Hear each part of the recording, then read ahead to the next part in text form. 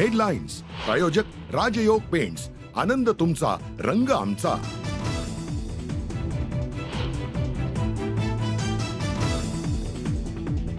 धनंजय मुंडे पाप झाकण्यासाठी ओबीसींना पुढे करतात. दोन्ही प्रकरणातील एकही आरोपी सुटला तर गाठ आमच्याशी आहे, मनोज जरांगेंचा थेट इशारा. परळीचं नाव असत्यमेव जयते करा, सुरेश धस यांचं वक्तव्य. तर आकाचं काम करणाऱ्यांच्या नावावर करोडांच्या जमिनी, धसांचा दावा. वाल्मिक कराडला 2022 मध्ये ईडीची नोटीस, मग अद्याप ईडीनं कारवाई का केली नाही?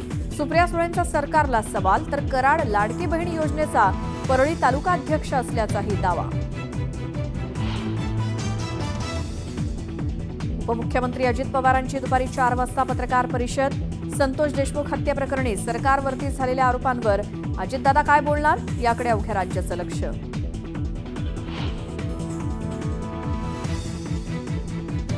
वादग्रस्त पोस्ट प्रकरणी जरांगे आणि आमदार धस यांचे समर्थक आक्रमक. बीड जिल्ह्यातील पाटोदा पोलीस ठाण्यात ठिय्या आंदोलन. पोस्ट करणाऱ्यांवरती गुन्हा दाखल करण्याची मागणी.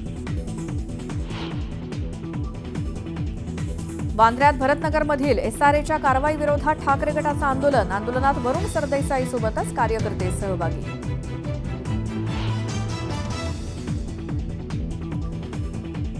मुंबईतल्या सर्वांसाठी पाणी योजनेसोबतच निवृत्त पोलिसांना मुंबईत घर देण्याच्या मागणीसाठी मुख्यमंत्री सकारात्मक. फडणवीसांच्या भेटीनंतर आदित्य ठाकरेंची माहिती.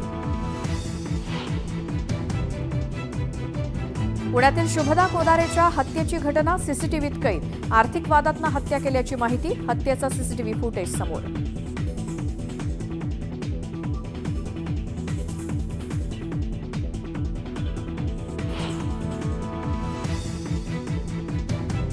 टोरेस कंपनी घोटाळा प्रकरणी पंचनामा सुरू. आर्थिक गुन्हे शाखेच्या अधिकाऱ्यांकडून कंपनीतल्या वस्तूंची पाहणी.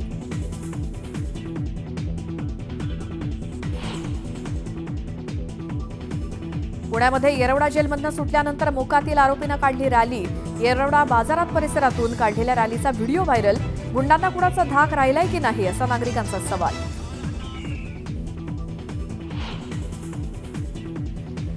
ड्रग तस्कर निखिल जाधवचा मोठा भाऊ विकी जाधवनं जल्लोषात साजरा केला वाढदिवस. कारवरती चढून फटाके फोडत असतानाचा व्हिडिओ व्हायरल.